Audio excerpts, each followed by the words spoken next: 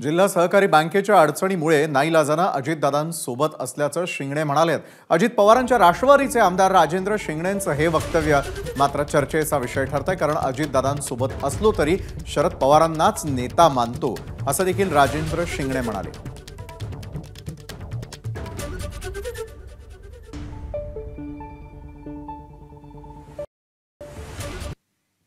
मी मान्यच करतो की आदरणीय पवार साहेबांचा त्याच्यामध्ये फार मोठा वाटा आहे आणि हा आयुष्यभर त्या बाबतीमध्ये मी निश्चितपणे ऋणीच राहणार आहे।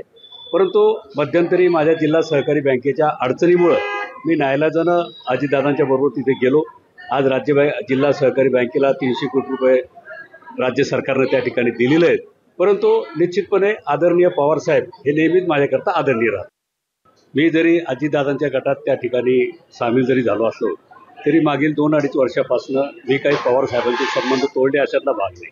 आजही मी त्यांना नेता मानतो आणि मागील 2 वर्षात वेळोवेळी जाहीर भाषणातून असेल किंवा वैयक्तिक बोलण्यातून असेल मी नेहमीच पवार साहेबांचं नाव राज्यातील एक मोठे नेते, एक लोकनेते म्हणून सातत्याने या ठिकाणी घेत आलेलो आहे आणि भविष्यामध्ये सुद्धा निश्चितपणे पवार साहेबांचं नेतृत्व हे राज्याला आणि देशाला आश्वासक राहणार आहे। एबीपी माझा, उघडा डोळे बघा नीट।